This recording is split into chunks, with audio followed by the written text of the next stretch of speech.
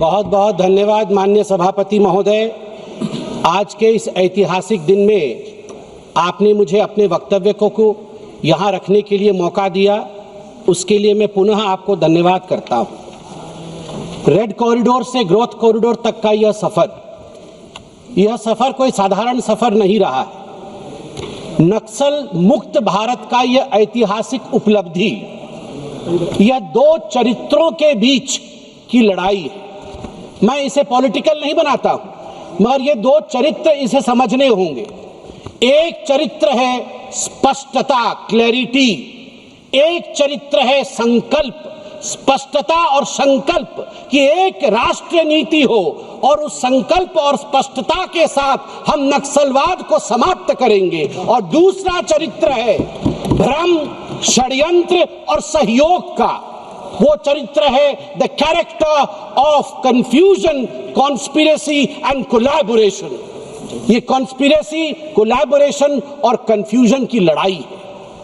अब मैं एक एक करके इस विषय को आपके समक्ष रखता हूं। The Congress and its coterie, they were confused to the extent, वहां तक वो कंफ्यूज थे जहां कांग्रेस के तत्कालीन प्रधानमंत्री मनमोहन सिंह जी का मानना था कि Naxalism is the deadliest evil in this country. Naxalism से खराब इस देश में कुछ नहीं हो सकता है, घातक और कुछ नहीं हो सकता है। वहीं कांग्रेस का एक बहुत बड़ा दूसरा धड़ा था विच रोमांटिसाइज्ड नक्सलिज्म, जिनका रोमांस था नक्सलिज्म के साथ, विच लव नक्सलिज्म। और उसमें आप याद करिए अरुंधति रॉय जो इनकी बहन है, जिनसे ये आइडियोलॉजी लेते हैं, अरुंधति रॉय ने नक्सलिज्म के लिए एक शब्द का, एक फ्रेज का प्रयोग किया था, गांधीयंस विथ गन।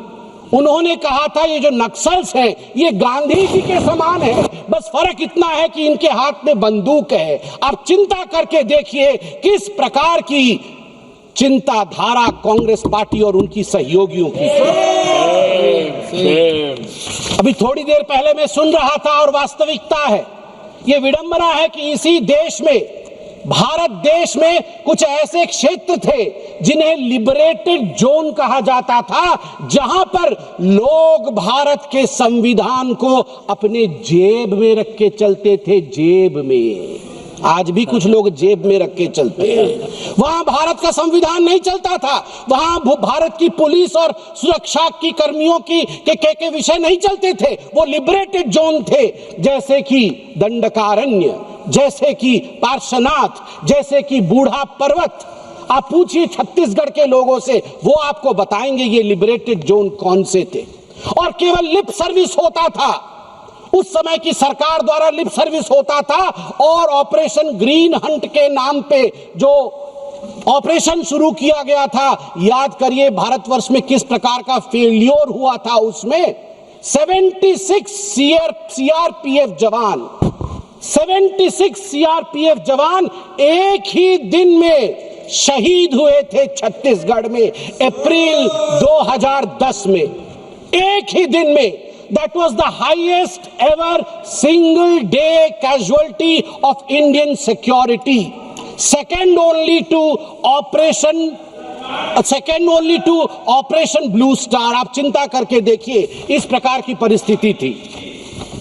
अनजाने में अगर गलती हो तो क्षम्य है, अगर जानबूझकर, परिस्थितियों को जानबूझकर आपने अनदेखा किया और गलती की तो वो पाप है।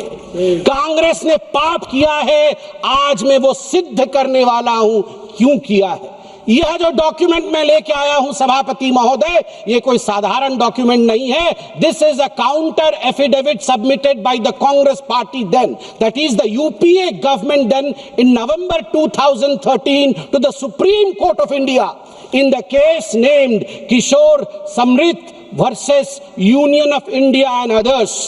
इसमें सुशील कुमार शिंदे जी जो तत्कालीन गृह मंत्री थे, उनके तरफ से यह एफिडेविट दिया गया है। मैं पढ़ता हूं कि कांग्रेस को मालूम सब कुछ था मगर किया कुछ नहीं। Para number 4, the second strategy of the CPIM is to mobilize certain targeted sections of the population, especially the urban population, through its mass organizations which are otherwise known as frontal organization. The mass organizations, mostly operating under the garb of human rights NGOs, are organically linked to CPIM party structure but maintain separate identities in an attempt to avoid legal liability. कुल मिलाकर इन्होंने कहा कि urban नक्सल हैं, मगर आज मैं अगर अर्बन नक्सल कह दूं तो आग लग जाती है। और मैं यहां सिद्ध करके दिखाऊंगा कि ये जानते थे अर्बन नक्सलिज्म क्या है, मगर फिर भी इन्होंने नक्सलिज्म का मेन स्ट्रीमिंग कैसे किया है। नक्सलिज्म के मेन स्ट्रीमिंग में आप याद करिए कि किस प्रकार सोनिया जी जो कांग्रेस की सर्वोच्च नेता हैं, अभी अस्वस्थ है, मैं चाहता हूं कि वो यथाशीघ्र स्वस्थ हो, मगर सोनिया जी की अध्यक्षता में जिस समय वो NAC चलाती थी, NAC और प्लानिंग कमीशन में कौन बैठे थे? नक्सल्स बैठे थे, अर्बन नक्सल्स बैठे थे। मैं उदाहरण दे रहा हूं, मैं उड़ीसा का हूं, सप्तर्षि भाई जो बोल रहे थे वो भी उड़ीसा के हैं। दोनों भाई हम जानते हैं। 2011 में उड़ीसा के मलकानगिरी के कलेक्टर R विनील कृष्णन एवं 2 जूनियर इंजीनियर, इनको अगवा कर लिया गया था। जब अगवा कर लिया गया था तो उस समय बातचीत हुई थी, नेगोशिएशन हुआ था कि R विनील कृष्णन देश का कलेक्टर है, ये सरकार है, इनको छोड़ दिया जाए। उस समय 8 माओवादियों को जो गिरफ्त में थे भारत सरकार के पास, उन्हें छोड़ा गया। उनमें से एक माओवादी जिनका नाम है ए पद्मा, वो महिला थी, ए पद्मा। आप जानते हैं जिसे छोड़ा गया ए पद्मा वो क्या करती है? ये ए पद्मा जो हर्ष मंदार है, जो NAC के सदस्य थे, सोनिया गांधी जी के राइट हैंड थे, उनके द्वारा जो ऑर्फेनेज चलाया जाता है जिसका नाम अमन वेदिका है, उसको ए पद्मा चलाती थी। ए Padma was a direct conduit of the Congress party, the UP government. आपने नाम सुना होगा doctor Vinayak Sen. Vinayak Sen was convicted. Bharat के कोर्ट ने सेडिशन के चार्ज में, देशद्रोह के चार्ज में उस माओइस्ट विनायक सेन को, डॉक्टर विनायक सेन जो पेडियाट्रिशियन है, छत्तीसगढ़ में काम करते थे, उन्हें कन्विक्ट किया गया। मगर मनमोहन सिंह जी की सरकार ने सोनिया गांधी जी के कहने पर उन्हें प्लानिंग कमीशन कमिटी में रखा, steering committee on health, drafting their 12th 5-year plan. 12th 5-year plan doctor Vinayak Sen बना रहे थे। इतना कंफ्यूजन था कांग्रेस पार्टी के अंदर कि उस समय प्रचलित था, एक बहुत बड़े पत्रकार ने लिखा था कि कांग्रेस के अंदर की जो सेइंग है वो है, the saying for Congress is, सैनिकों तुम संघर्ष करो, सैनिकों तुम संघर्ष करो, हमें पता नहीं हम किसके साथ हैं। सैनिकों तुम संघर्ष करो, 76 सैनिक तुम शहीद हो जाओ, मगर हमें पता नहीं हम किसके साथ हैं। हम पद्मा के साथ हैं, हम विनायक सेन के साथ हैं, हम तुम्हारे साथ तो कतई नहीं है। ये हालत थी कांग्रेस पार्टी की। आप देखिए उसके बाद इस एफिडेविट में और क्या लिखा गया है। इस एफिडेविट में लिखा गया है, बहुत तकलीफ की, आप ही ने लिखा है साहब। The third strategy of CPIM party is to form a rainbow coalition of various insurgent groups in India so as to launch a united frontal attack against the existing state machinery. उसके साथ साथ affidavit कहती है, this is a little known fact not highlighted in the media due to propaganda dissemination in various forms by the Maoist supporters that they are champions of Adivasi rights, a claim contrary to their action. ये सारे नक्सलवादी जो अपने आप को कहते हैं कि हम आदिवासी राइट्स के रक्षक हैं, contrary contrary to the claim, ये कोई आदिवासी राइट के रक्षक नहीं है। खुद इन्होंने लिखा है कि नक्सलियों ने पुल उड़ाया, नक्सलियों ने स्कूल उड़ाया, नक्सलियों ने मोबाइल टावर उड़ाया और फिर खुद नक्सलियों को बचाने का काम करते हैं। और सबसे बड़ी बात यहां जो मैं खुलासा करने वाला हूं, आप देखिए पैराग्राफ नंबर 18 में क्या लिखते हैं, ध्यान से सुनिएगा मेरे मित्रों। पैराग्राफ नंबर 18, सुशील कुमार शिंदे लिखते हैं, it is further submitted, my lord, to the Supreme Court, it is further submitted that the Maoists have managed to entrench themselves in certain parts of the country because there is a security vacuum. There is a security vacuum and development vacuum. Security भी vacuum है, development भी vacuum है in such areas. Once having entrenched themselves, the Maoists have also created a political vacuum. आप बताइए, ये हम बता रहे हैं, आपके सुशील कुमार शिंदे जी ने लिखा है, मैं ऑथेंटिकेट कर दूंगा ऐसे साहब। इन्होंने लिखा है डेवलपमेंटल वैक्यूम, इन्होंने लिखा है सिक्योरिटी वैक्यूम, इसीलिए नक्सलिज्म हो रहा है।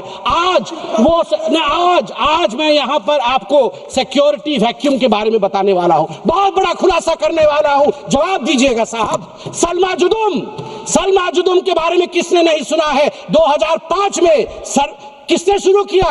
महेंद्र कर्मा ने शुरू किया, आपके नेता ने शुरू किया, कांग्रेसी भाई थे हमारे, आज नहीं है हमारे बीच, उनकी आत्मा सुन रही होगी। I pay homage to Mahendra Karma today, I am a BJP member, मैं बीजेपी का सदस्य हूं, मगर मैं आज होमेज दे रहा हूं महेंद्र कर्मा को। उसने कहा था पॉलिटिक्स से ऊपर उठना होगा, लड़ना होगा, मर भी जाऊं तो क्या हुआ, सलमा जुदुम के साथ चलना होगा। रमन सिंह जी की सरकार थी, रमन सिंह जी की सरकार ने रिहैबिलिटेशन सेंटर बनाया, 100 गांव से आदिवासियों को लाके कैंप में रखा और मिलके एक ताकत बन के लड़ाई हुई नक्सलियों के साथ। गांव के लोग जीत रहे थे, छत्तीसगढ़ के लोग जीत रहे थे, मगर कांग्रेस की कोटरी ने, कांग्रेस की दरबारियों ने जाके सुप्रीम कोर्ट में पिटीशन डाला। किसने पिटीशन डाला? पिटीशन डाला नंदिनी सुंदर ने, उस नंदिनी सुंदर ने जिसके ऊपर मर्डर का केस था। मगर जब इनकी सरकार बनी भूपेश बघेल जी की, मर्डर का केस हटा लिया गया नंदिनी सुंदर के ऊपर से। उस नंदिनी सुंदर ने पिटीशन डाला और उस पर सुनवाई हुई और 2011 में जस्टिस बी सुदर्शन रेड्डी जी के खंडपीठ ने सलमा जुदुम को समाप्त कर दिया। और यदि सलमा जुदुम समाप्त नहीं होता तो ये डिस्कशन जो आज पार्लियामेंट में हो रहा है, ये 6 साल पहले होता सर, ये 2020 में होता, उस समय हम नक्सल मुक्त हो जाते। और आप जानते हैं, with all due respect to the जजेस, ये जस्टिस बी सुदर्शन रेड्डी कौन है? जब पिछली बार वाइस प्रेसिडेंट का चुनाव हुआ था, खोज खोज के पूरे ब्रह्मांड से वाइस प्रेसिडेंट के चुनाव के लिए इन्हें जस्टिस सुदर्शन रेड्डी जी ही मिले थे। जिन्होंने सलमा जुदुम खत्म किया वही मिले थे। और नतीजा क्या हुआ? महेंद्र कर्मा और उनके साथियों का, मुझे दुख के साथ कहना पड़ रहा है, आपने अपने लोगों की हत्या करवाई। कांग्रेस पार्टी ने अपने लोगों की हत्या करवाई। मैं क्यों कह रहा हूं? मैं सलमा जुदुम खत्म हुआ और सलमा जुदुम खत्म होने के बाद महेंद्र कर्मा ने कहा, मुझे पता है मुझे छोड़ा नहीं जाएगा। और दरबा घाटी 25 मई 2013 को दरबा घाटी में हम दिखवा लेंगे। अरे भैया, आप बोलने से आप कांग्रेस क्यों समझ रहे हैं? मैं तो नक्सलियों को आप बोल, मैं तो नक्सली बोला तो आपने अपना क्यों समझ लिया? अरे सभापति महोदय, मैंने कहा आप कांग्रेस, मैंने कहा माओवादियों ने मार दिया, तो ये क्यों सोच रहे माओवादी यही है? मैंने इनको तो माओवादी नहीं कहा, मैंने तो कांग्रेस को माओवादी, मैं तो नहीं कहा कि कांग्रेस, मैं तो नहीं कहा। तो देखिए, जब सलमा जुदुम समाप्त हुआ तो 25 मई 2013 को दरबा घाटी में 27 लोग इंक्लूडिंग कांग्रेस के बड़े बड़े नेताओं को समाप्त कर दिया गया। सभापति महोदय, मुझे और 5 मिनट दीजिए। सभापति महोदय, kindly conclude. There are more. सभापति महोदय, मैं और दो महत्वपूर्ण विषय रख के अपने विषय को विराम दूंगा। एक मिनट में खत्म। सभापति महोदय, 2018 अगस्त में, याद करिए, जनवरी 2018 में एल्गार परिषद और भीमा कोरेगांव केस हुआ था महाराष्ट्र में।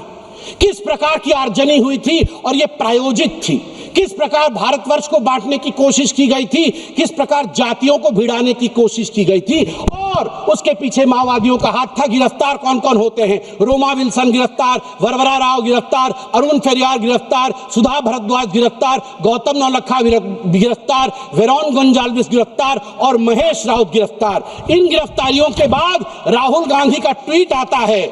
ये ट्वीट है अगस्त 28, 2018 का। क्या ट्वीट करते हैं? There is only one place for one NGO in India and it is called the RSS. Shut down all other NGOs, jail all activists and shoot those that complain. Welcome to new India, Bhima Koregaon.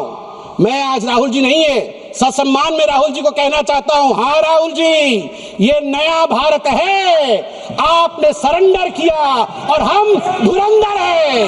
आप surrender है, हम धुरंधर है। समाप्त करिए। और सबसे बड़ी बात मैं यह कहना चाहता हूं, समाप्त करिए। ये सारे लोग, कृपया सभापति महोदय, मुझे 30 सेकंड दीजिए, 30 सेकंड दीजिए। ये कुछ चीजें रिकॉर्ड में आना जरूरी है, मैं आपसे निवेदन करता हूं। सभापति महोदय, मैंने आपको 2 नाम दिए, महेश राउत नाम दिया। महेश राउत महाराष्ट्र से गिरफ्तार हुए थे। पहली बार गिरफ्तार तब हुए थे 2013 में, जब महाराष्ट्र में इन्हीं की सरकार थी। और आज मैं वो चिट्ठी दिखाना चाहता हूं। ये गिरफ्तार होने के बाद इनके लिए जयराम रमेश जी ने चिट्ठी लिखा। साहब, ये वाला चिट्ठी तो, ये चिट्ठी बोलना बहुत जरूरी है। ये चिट्ठी बोलना बहुत जरूरी है, क्योंकि पूरा काला चिट्ठा खुल जाएगा। अपनी बात खत्म करिए। साहब, ऐसा है कि जब महेश राउत गिरफ्तार हुए, पहली बार उनकी गिरफ्तारी 2013 में माओवाद के कारण हुआ था। उस समय कांग्रेस की सरकार महाराष्ट्र में थी, मगर उस समय यूनियन मिनिस्टर जयराम रमेश जी ने एक चिट्ठी लिखा महाराष्ट्र की सरकार को कि मैं कहता हूं यूनियन मिनिस्टर, मैंने अपने सोर्सेस से पता लगा लिया, इस आदमी में गड़बड़ नहीं है, इसे छोड़ दिया जाए, इसे छोड़ दिया जाए। और आपको जान के आश्चर्य होगा कि महेश राउत को सोनिया गांधी जी के कहने पर मनमोहन सिंह जी ने rural development fellow, PMRD fellow रखा। यह विषय है। एक मिनट रुक जाइए। Mister Tagore, now he is giving only reference a letter of Mr. Jairam Ramesh, the then minister. He is not charging. That is true, but he is not making any allegations against him. Please kindly conclude. Sir, whatever I am saying, I can authenticate if you please so, sir. I am referring to a letter by Sri Jairam Ramesh, who wanted Mahesh Raut to be released. Number 1. Lastly, sir, खत्म कर रहा हूं, बहुत दुख के साथ विषय कह के खत्म कर रहा हूं। जब 76 CRPF जवान शहीद हुए थे ना, उस समय आपको जान के आश्चर्य होगा, दिल्ली में एक यूनिवर्सिटी है, जिस यूनिवर्सिटी में मातम नहीं, सेलिब्रेशन मनाया गया था। डॉक्टर बी सबरी, नहीं सर, जितने ही अर्बन नक्सल है उनको ये कहते हैं तू मेरा बच्चा है, हम तुम्हें लीगल फैसिलिटी देंगे, किसी भी कीमत पे इन्हें छोड़ना नहीं है।